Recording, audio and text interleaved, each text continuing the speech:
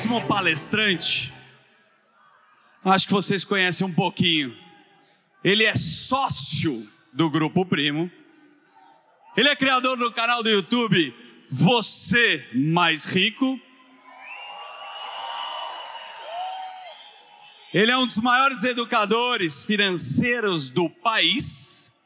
E segundo o Kaique, é o homem mais cheiroso do mercado financeiro. Eu gostaria que vocês aplaudissem muito, mas com muita força nesse momento, o Bruno Perini!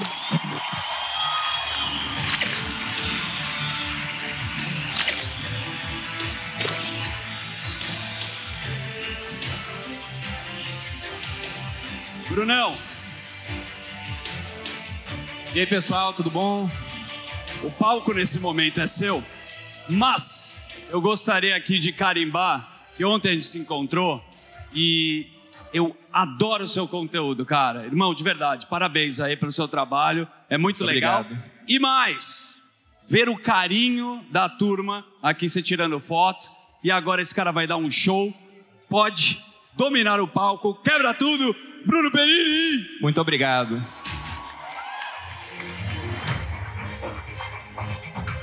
Zuckerman tem bom gosto, né, gente? Bom, pessoal, primeiro agradecer a todos vocês pela presença. Fico realmente honrado. Eu digo sempre que o dinheiro é o elogio mais sincero, né? Mas há outros elogios tão sinceros quanto. Então, muito obrigado por estarem aqui. Eu lembro quando eu vim aqui a última vez, foi em 2019. Na época, eu não era sócio do Thiago ainda. A gente era amigo, mas também era concorrente. Mas colaborava, né? Eu participei de um painel, foi muito impactante, foi uma audiência num evento ao vivo, que eu já tinha tido a oportunidade de falar, e é gratificante e até nostálgico estar aqui novamente, dividindo esse momento com vocês. E quando o pessoal me perguntou sobre o que eu iria falar aqui nesse evento, eu pensei, cara, o que eu posso falar? Tanta gente tão competente vai falar sobre mercado, sobre investimentos. E lógico que a gente vai ter que falar de dinheiro, né? Inclusive, como vocês devem estar vendo no slide, dinheiro, isso é uma frase do Harari que eu acho absolutamente brilhante, é a única ficção na qual todos acreditam.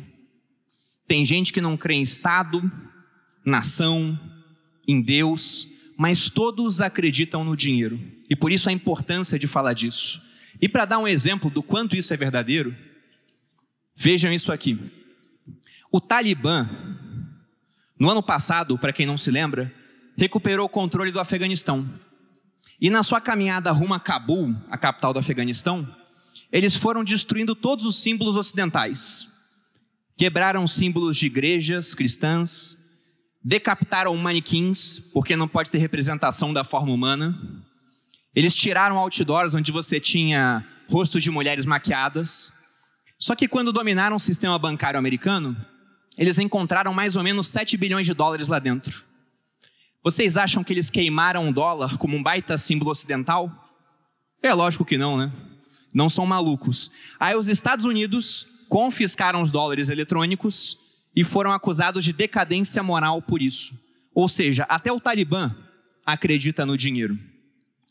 E aí, para falar de dinheiro, eu pensei, o que eu posso falar para essa audiência para realmente impactar?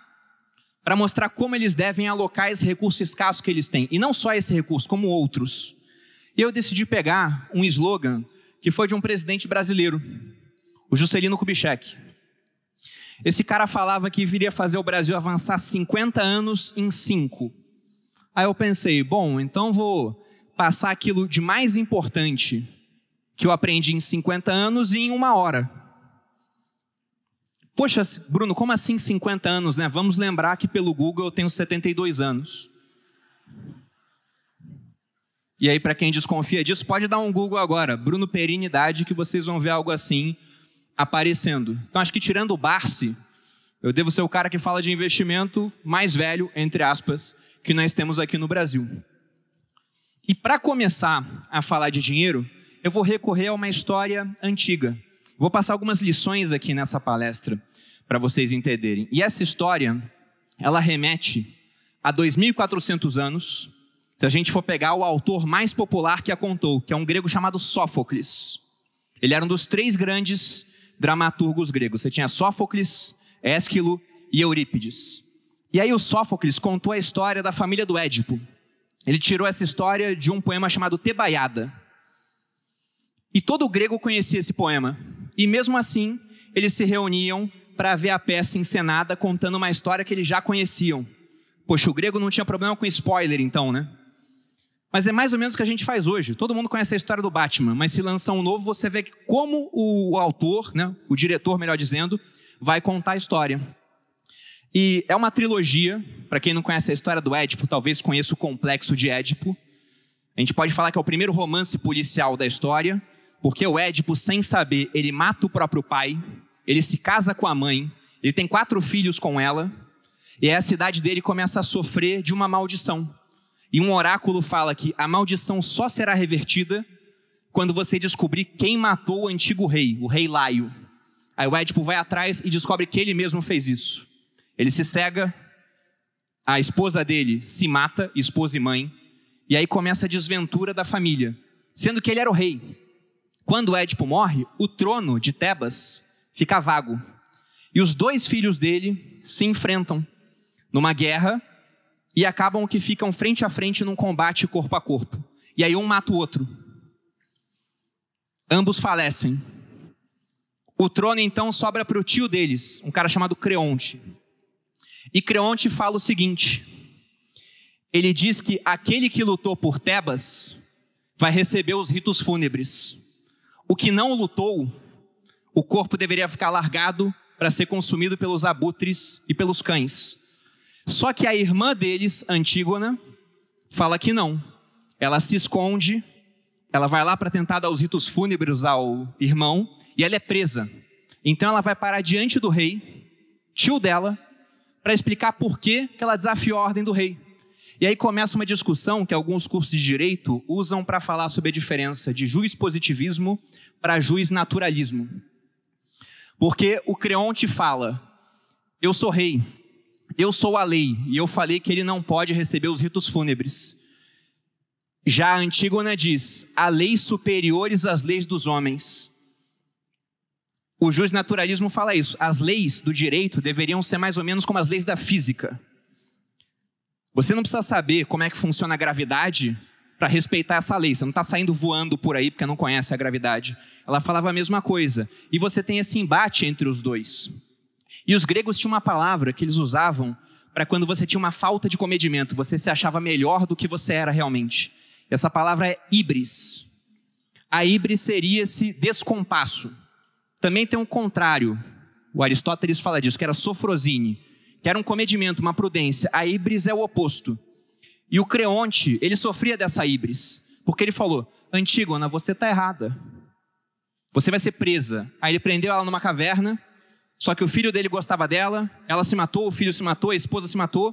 E o Creonte, porque ele não sabia o quanto ele era, né, um humano normal, ele acabou sofrendo sozinho. E essa é a primeira lição dessa palestra, que eu também tirei lá da Grécia, que é o conhece-te a ti mesmo. Essa foto que vocês estão vendo é do local onde ficava o oráculo de Delfos, que era o oráculo mais famoso do mundo antigo. E na porta de entrada do templo em Delfos, você tinha essa frase: conhece-te a ti mesmo. O Creonte não conhecia a si mesmo. Se achava melhor do que ele era. E por que eu coloco essa história, esse preâmbulo, para iniciar essa apresentação? Porque o investidor pessoa física também sofre de híbris. Ele se sente melhor do que ele é. Ele quer chegar no mercado sem ter estudado nada, e ele vai ser esse camarada aí, meio gordinho, que foi para o concurso de fisiculturismo. Aí do lado você tem um gestor de fundo com 30 anos de experiência, você tem um analista que só estuda aquele setor, sabe tudo. Você tem um investidor, até pessoa física, mas já que tem muita experiência, muito estudo, corre atrás.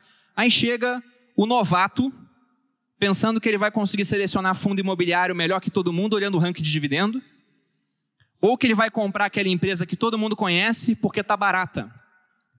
Eu lembro muito bem, eu vi algumas propagandas de concorrentes meus no YouTube, e aí teve uma que me marcou. ela falava o seguinte, né? Eu vou te apresentar 10 ações que ninguém está vendo. Basta você colocar seu e-mail aqui e tudo. Eu falei, poxa, legal, né? Vamos ver o que ele continua falando. Ele falou, e a primeira dessas ações eu vou te dar de graça. Eu falei, qual será a primeira? Ele falou, a primeira é Petrobras. Aí eu pensei, caceta, né? Então quer dizer que a maior empresa do país, que sai na mídia toda hora, porque toda hora tem noticiário político que mexe com o preço da Petrobras, e não tem ninguém vendo Petrobras. Ninguém. Só esse cara está vendo que ela está barata, mas deve estar barata por um motivo, afinal de contas.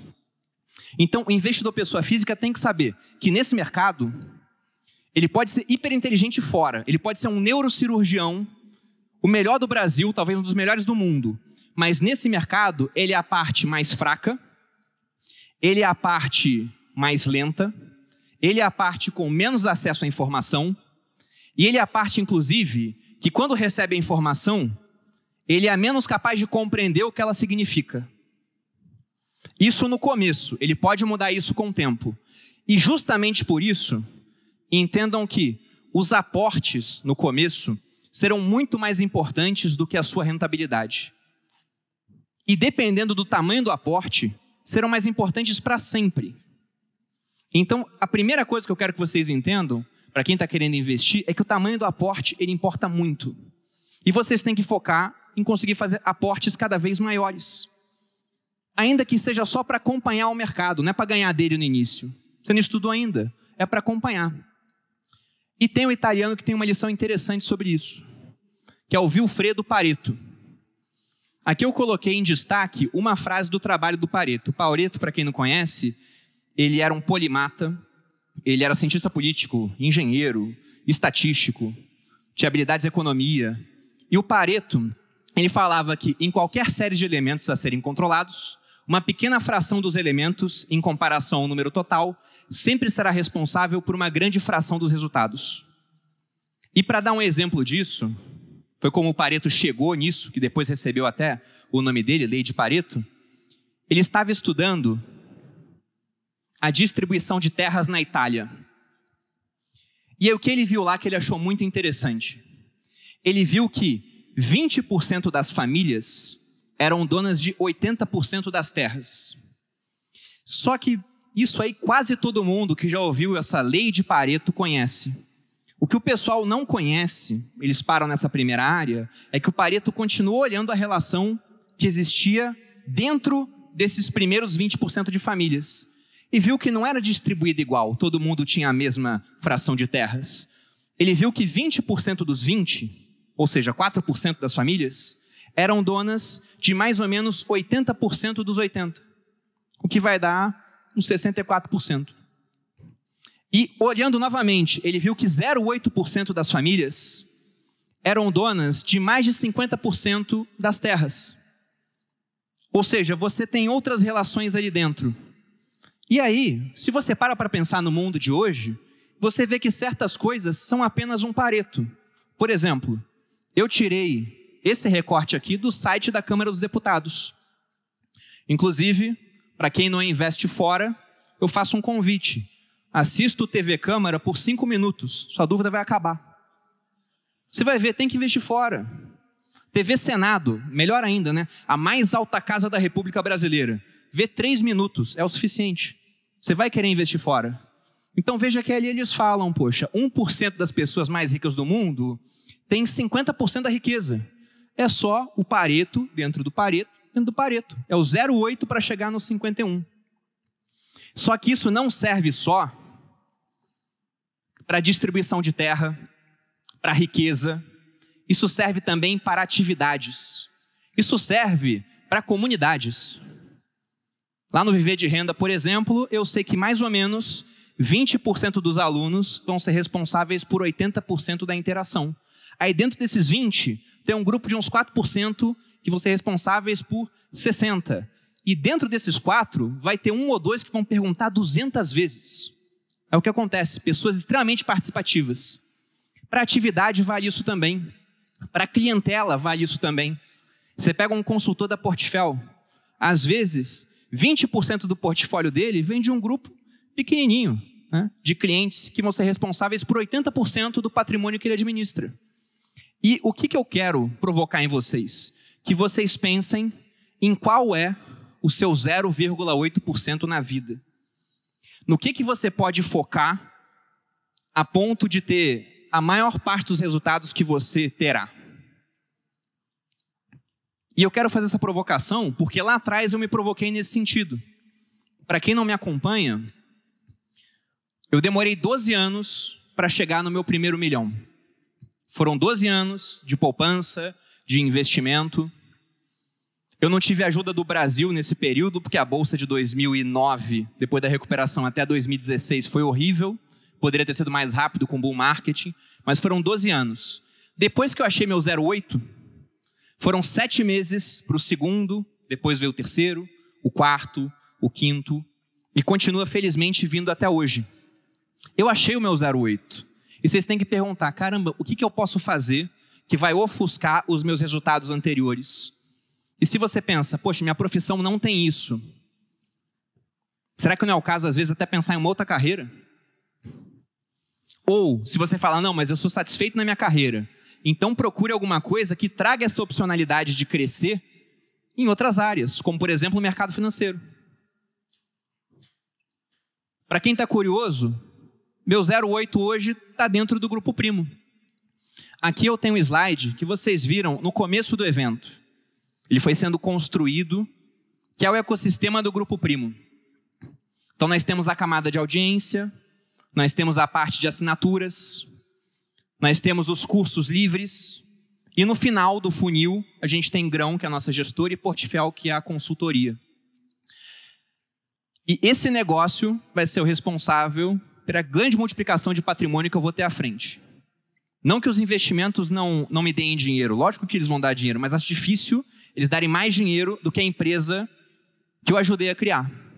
Só que dentro dessa empresa, veja que tem um monte de negócios. Qual o meu papel lá dentro? Eu sempre fico pensando, como é que eu aloco o tempo do Bruno Perini da forma mais positiva possível para dar resultado para o grupo? Será que o meu tempo tem que ser alocado tentando ser o CEO do grupo? Não, porque o nosso CEO, Fernando, está aqui no evento também, é muito melhor do que eu nisso. Tem muito mais experiência. Então ele tem que ser o CEO. Será que eu deveria virar um consultor para começar a atender as pessoas? Eu tenho certeza que eu seria um dos melhores consultores da Portfel. Um monte de gente ia querer ser atendido por mim, absoluta certeza. Mas será que é a melhor maneira de usar o meu tempo pro grupo? E não é. A melhor maneira de usar o meu tempo é me colocando sentada em frente a uma câmera. É atingindo a audiência que a gente criou de 20 milhões de pessoas, para que parte disso assine um produto, parte disso compre um curso, parte disso invista com a Grão e parte disso vá para a consultoria, para ser atendido ou para trabalhar lá. Então eu achei meu 0,8, gente. Anotem no caderno de vocês, 0,8, descobrir o que é. Porque isso vai possibilitar que você ganhe mais dinheiro para fazer aportes cada vez maiores. Só que só aportar não é o suficiente. Depois você quer aportar e investir bem esse dinheiro. E aí eu tenho uma boa notícia. Nós estamos num ótimo momento de investir bem esse dinheiro. Esse camarada aqui, quem é assinante da Finclass deve conhecer. Se não conhece, assista a Finclass dele, é muito boa. É o Howard Marks. O Howard Marks, ele gere mais dinheiro do que a Vale, a antiga Vale do Rio Doce, né? Nossa empresa de mineração, tem de market cap, de valor de mercado. E o Howard Marks, ele fala que você não fica rico comprando coisas boas. Nem toda boa empresa vai ser uma boa ação para o seu portfólio. Você fica rico comprando bem as coisas. Para quem não entende isso, vamos para um mercado mais familiar, imóveis. Se eu pergunto aqui, alguém quer comprar minha casa? Geralmente a segunda pergunta da pessoa é, qual o preço? Se eu vender minha casa por 100 milhões para alguém aqui, é um péssimo negócio para quem comprou. Se eu vender por 1, é um ótimo negócio. Então o preço ele vai importar na hora de selecionar um negócio. E agora a gente está na hora de comprar bem, porque o preço ele está muito baixo. E ele está muito baixo porque a gente viu o juros saindo de 2% durante a época da pandemia para bater 13,75%. Ah, agora começou a cair, Bruno. Sim, está 13,25%. Está alto pra caramba ainda. E por que esse momento de juro alto é um momento de comprar bem? Vamos pensar numa analogia envolvendo a gravidade. Essa frase que vocês estão vendo, ela é do Warren Buffett. Ele diz que os juros são para o preço dos ativos de risco, o que a gravidade é para a matéria. E vamos imaginar que aqui na Terra a gravidade fique maior. O que vai acontecer é que você vai ser mais atraído em direção ao centro da Terra, vai ficar mais pesado. Você sobe na balança e está pesando mais, o número está maior. A mesma coisa acontece com os ativos. Se os juros sobem, eles são atraídos para o centro. O valuation que estava esticado, ele volta a ficar reduzido. Foi o que já aconteceu. E, inclusive, estressando essa possibilidade, imagine a gravidade da Terra cada vez mais forte. Cada vez mais forte. A atmosfera seria mais atraída, ela ficaria mais densa. A gente veria alguns animais, né, que voam sem conseguir voar, porque ficariam muito pesados. Outros, dependendo de como eles façam, como o ar está ficando cada vez mais denso, quase líquido, já conseguiriam voar. Só que se você pensa até em termos maiores do que a Terra, essa gravidade mais forte começa a atrair corpos celestes. E é por isso que tem um meteoro nessa imagem. Porque eventualmente você atrairia um corpo celeste que iria cair aqui na Terra. E quando isso acontece, você tem a extinção de um ecossistema. Foi o que já aconteceu. Caiu um meteoro, morreram os dinossauros, aí sobrou um monte de mamífero que dominou o planeta. A mesma coisa aconteceu no mercado agora. Esse juro muito alto já atraiu o meteoro. Americanas, a fraude foi revelada agora. Por quê? Época de juro alto. Quando o juro está em 2%, dá para rolar a dívida tranquilamente. Juro alto, não conseguiram. Light, deu problema agora. Um monte de empresas varejistas tendo problema agora. Época de juro alto. Se dá problema em uma, todo mundo fica com medo e pensa em qual vai ser a próxima. Aí as debêntures ficam todas baratinhas. As ações, o pessoal vende, quer ir para renda fixa para ganhar 1% ao mês. Fica tudo barato. Então o meteoro já veio. E aí quem sobrou, porque um monte de gente foi eliminado nesse processo, um monte de gente parou de investir, desistiu. Quem sobrou agora pode colher os cacos, fazendo um bom portfólio por preços módicos. Então esse é o primeiro ponto. Para quem investe, mantenha. E vocês estão no ambiente certo para isso, inclusive. Porque é muito complicado você se manter como investidor quando todo mundo à sua volta não investe. Eu digo isso com propriedade. Porque quando eu investia sozinho, antes de época de rede social, ninguém no meu quartel investia. Alguns começaram a investir por influência minha. E naquela época eu tinha uns 30% em bolsa. Era o que eu carregava mais ou menos. E todo mundo virava e falava, Perini é louco. Se a gente volta para 2018, quando todo mundo tinha 100% em bolsa, eu era o cara extremamente conservador. Só que eu tinha Bitcoin, então eu era um conservador com esteroides, na opinião de alguém. O pessoal não sabia muito bem me definir no final das contas. Mas a questão é que, hoje em dia, tendo acesso a um ecossistema de investidores, você está muito mais propenso a continuar investindo. É a mesma coisa com o círculo de amizade. Se você, por exemplo, anda com 5 fumantes, você pode até não colocar um cigarro na boca, mas você é o sexto. Está fumando passivamente. Se você quer treinar e nenhum amigo seu treina, é difícil. Se você arranja amigos que treinam, todo mundo vai treinar. Se eu pego o meu time no grupo primo, é o time que mais treina no ano. Tem lá o Edu, o Daniel, né? O Edu está com 300 treinos de musculação. O Daniel deve ter uns 210 de lamberóbica. Cada um escolhe o seu, sem preconceito. Mas todo mundo treina, porque eu treino, Então é a mesma coisa. Vocês estão aqui para aprender a investir, é o ecossistema, se mantenham nesse ambiente. Vai ser mais fácil. E continuando com as lições do Howard Marks, está na Finclass também. Ele tem 6 princípios que ele usa na hora de alocar o capital. E por conta de tempo, eu tenho 45 minutos aqui com vocês, eu não vou passar pelos 6 princípios, mas eu vou pegar aquele que eu considero mais importante, que é o princípio número 3. Ele trabalha em mercados ineficientes. Poxa, Bruno, o que é um mercado ineficiente? Vocês entenderão o que é, tá? Através dessa equação. E não se assustem aqui, ela é super simples. Essa equação, ela está falando que o seu retorno, o R maiúsculo, vai ser igual a alfa mais beta vezes x. Tudo isso aqui você joga ao quadrado e faz depois a fórmula de Bhaskara. É super simples. Estou brincando. Não tem essa parte do quadrado e nem Bhaskara. Explicando o que é cada coisa. X é o mercado. Se você fala, vou investir em ações, X é o Ibovespa, é o desempenho do índice de mercado. Se você fala, vou investir em fundo imobiliário, X é o IFIX, é o nosso índice de fundos imobiliários. Vou investir em renda fixa, CDI. Mas eu vou investir em renda fixa que é indexada à inflação. Você tem o IMAB, que é um índice de títulos públicos indexados à inflação. Vou investir lá fora, é o S&P 500. E para você ter o retorno do mercado, é só comprar um ETF que segue o mercado. Compra um IBOV, compra lá fora, por exemplo, um ETF que segue o S&P 500, um SPY, ou aqui, o IVVB11. Só que o pessoal quer ganhar mais com o mercado. Eu também quero. E aí você pensa, não, eu vou ganhar mais. Vou comprar small caps, pequenas empresas. E aí você vê, o Ibovespa deu 10% no ano, tua carteira deu 20%. Que aconteceu durante um bom ciclo aqui no Brasil. Aí você pensa, caramba, eu sou 2 vezes melhor do que o mercado. Será? Aí o Ibovespa cai 10%, tua carteira caiu 20%, aí você vê, eu não sou 2 vezes melhor. Eu sou 2 vezes mais sensível. Sou mais volátil. Você só pegou coisas que chacoalham mais. Isso é fácil de fazer também. O difícil é o tal do alfa, que é você ter a capacidade de gerar retornos descorrelacionados do mercado. O maior gerador de alfa que existe é esse camarada aí, esse velhinho, Warren Buffett, 92 anos. Toma Coca-Cola e come hambúrguer todo dia. Esse cara, ele hoje deve ter um patrimônio de uns 110 bilhões de dólares. Disso, 107 vieram depois dos 65 anos.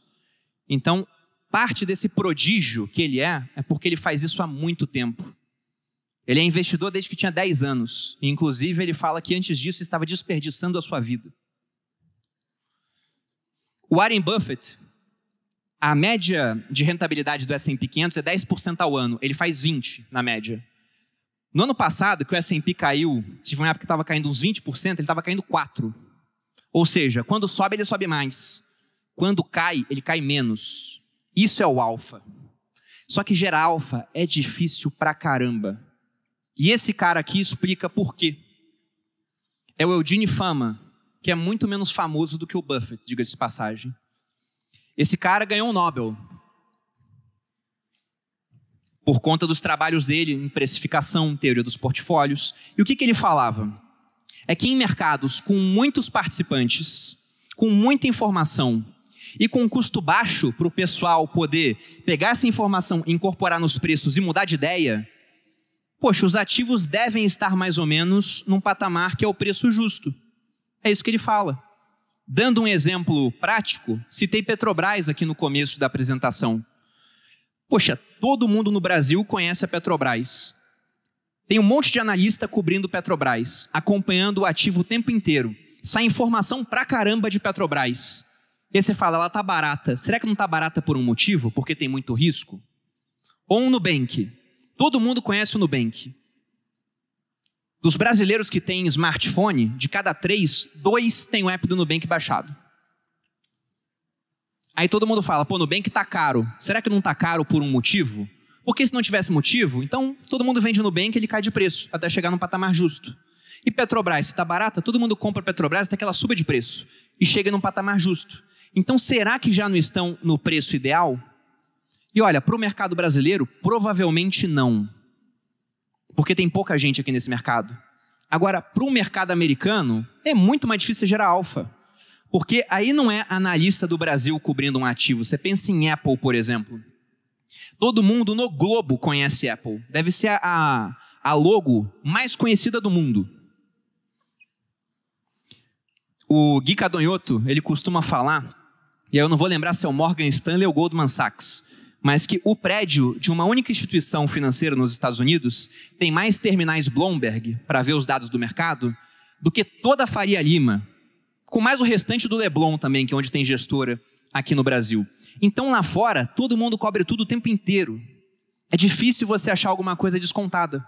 Muito difícil. Lá fora, por exemplo, você achar dinheiro largado na rua, entre aspas, né, a rua é o mercado, ou seja, um ativo dando sopa, é impossível, porque é muito eficiente.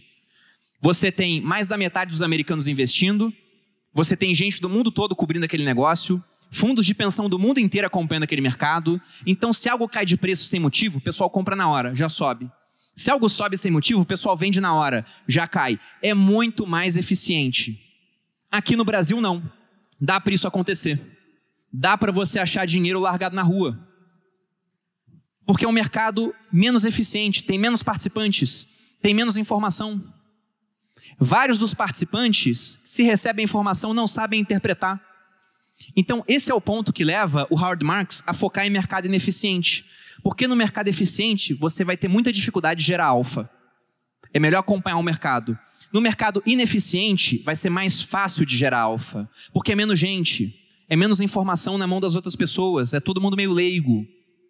Custos de transação ainda podem pesar um pouco. Ou até um monte de vieses cognitivos, comportamentais, como o João Braga falou para vocês aqui. Viés de aversão ao risco, aversão à perda. O cara sabe que está errado, mas não quer vender. Ele espera subir de novo. Ah não, um dia sobe, eu vendo. Enquanto isso, o dinheiro parado, sendo que ele poderia pegar esse ativo que não vai subir, vender e comprar um outro que vai subir. Mas por que ele não faz? Poxa, eu não quero realizar o prejuízo. Por isso que eu gosto de mercado ineficiente. É onde dá para ganhar dinheiro mais fácil. E quais são os mercados ineficientes nos quais eu atuo? Bom, primeiro, eu considero o Brasil um grande mercado ineficiente, em várias áreas. Mas aqui a gente está falando de investimento, de mercado financeiro. Onde que eu vejo mais ineficiência?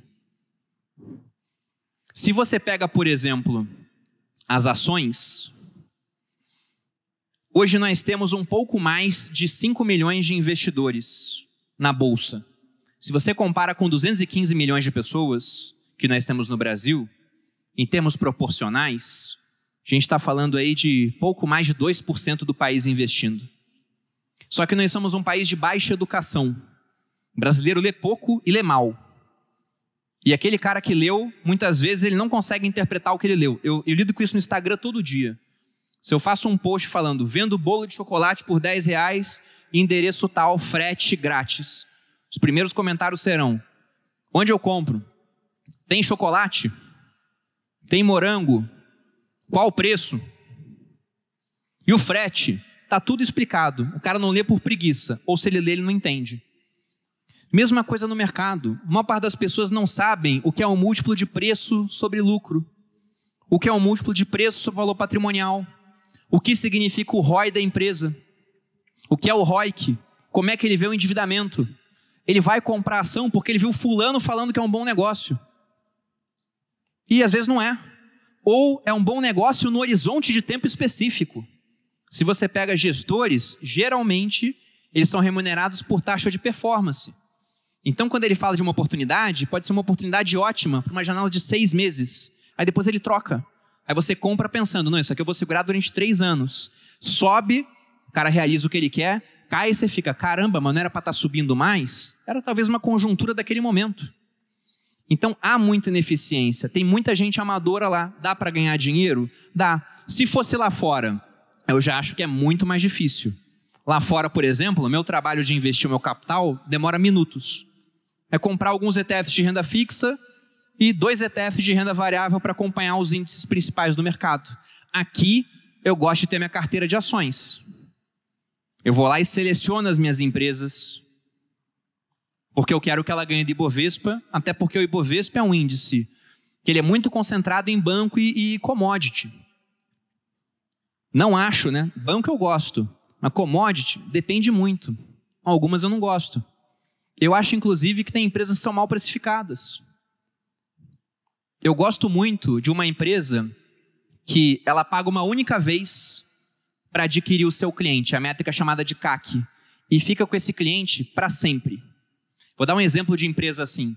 Quem é do Paraná? Levanta o braço. Então, tem uma galera aqui. Desse pessoal do Paraná, mantém o braço levantado. Quem não é cliente da Sanepar? Se você está no Paraná, provavelmente você é cliente da Sanepar. É uma empresa que ela trabalha com água, distribuição de água e recolhimento de esgoto. Vocês conhecem alguém que depois de ter água encanada e esgoto em casa falou, isso aqui é besteira, vou pegar água no rio e vou cagar na fossa? Eu não conheço. Então, a empresa pagou uma única vez para adquirir o cliente. E depois o cliente permanece com a empresa durante 30 anos. E é um monopólio. Eu não conheço uma pessoa que não consome água. E só eles podem vender água na cidade. Nas cidades onde tem concessão. E fica largado em bolsa. Poxa, gosto desse tipo de negócio. Você pega banco. Eu tenho conta no Itaú há uns 18 anos. Ele gastou para me atrair uma única vez e eu estou há 18 anos dando receita para o banco. Outra empresa que tem essa característica, B3, essa é bem precificada, essa é cara, mas por um motivo. Não sei se vocês pararam para pensar, mas o principal beneficiado desse evento aqui é a B3. Vocês podem assistir o conteúdo e comprar de um concorrente depois de um produto de educação. Vocês estão sentados nas cadeiras da Rico e depois pode abrir conta no BTG, por exemplo, no Inter. Agora, no final, todos vocês aqui serão clientes da B3. Ah, Bruno, mas eu não vou comprar ações, vou investir no Tesouro, a taxa de 0,2 é da B3. Vou comprar fundo imobiliário, B3. Vou comprar fundo setipado, que é o novo COI do mercado, né? A assessor adora empurrar, B3.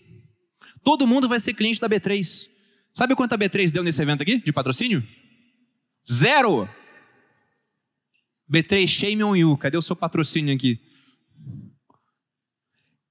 Fundo imobiliário é pior ainda, tá? Porque se com ações você tem 5 milhões de investidores, fundo imobiliário você tem 2 milhões. E geralmente o que o cara quer fazer em fundo imobiliário? Ele quer investir porque ele vai ganhar dividendo. E aí como é que ele faz então? Ele vai lá, pega um site daqueles gratuitos e bota lá, ranking de dividendos. Aí ele vê, nossa, tem fundo imobiliário que pagou 40% ao ano. Só que é aquilo, esse cara recebe a informação e não sabe interpretar a informação. Ele se esquece que dividendo é aquilo que foi pago nos últimos 12 meses, mas levando em conta o preço atual. E aí pagou pra caramba. Se o preço atual caiu, o dividendo vai parecer mais alto ainda. Só que o preço da cota de fundo imobiliário pode ter caído porque ele sofreu algum tipo de perda que não vai ser recuperável no curto prazo. Era um fundo de papel e tomou calote em alguns CRIs. Era um fundo de escritório que não é muito bem localizado e a vacância subiu muito agora e não vai conseguir colocar um inquilino lá de volta. Então o cara é levado pelo dividend yield a comprar aquilo que mais pagou, mas não vai ser o que vai continuar pagando bem à frente. E se você pega desses 2 milhões de investidores, eu diria que 1,9 estão fazendo algo parecido com isso. E aí tua competição é com esses caras que compram um fundo ruim e vendem um monte de fundo bom. Ah, a inflação está muito baixa. Tem fundo de papel que vai pagar menos, né? Porque é cheio de CRI que paga IPCA mais alguma coisa. Aí vende as cotas, derruba o fundo de papel. Aí você vai entrar no relatório da gestora, eles botam lá uma tabela de sensibilidade, mostrando o quanto você tende a ganhar no longo prazo com a carteira do fundo, se comprar por determinado preço.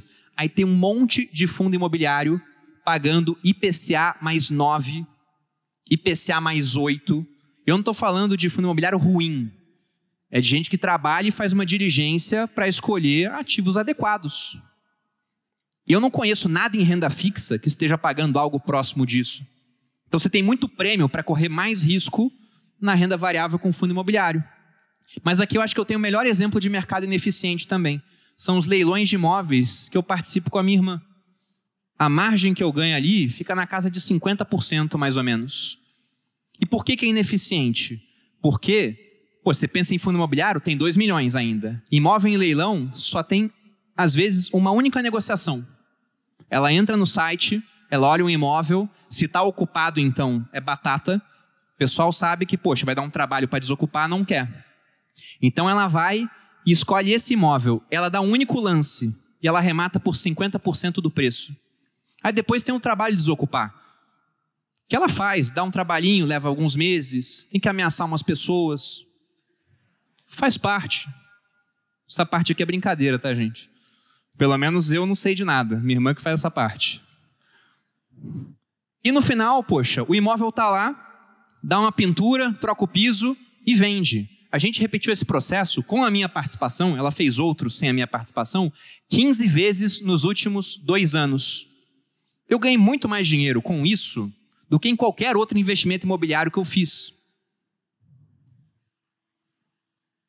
Mercado ineficiente. E o último exemplo é um mercado que ele é altamente vítima de preconceito. Tem motivos para isso? Tem. Tem muito golpe que acontece utilizando o nome de criptomoeda.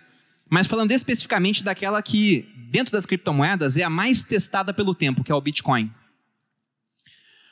Eu lembro que quando eu entrei na Rico, para começar a fazer o marketing da corretora, inclusive, ali foi um dos meus primeiros acordos comerciais envolvendo o Thiago.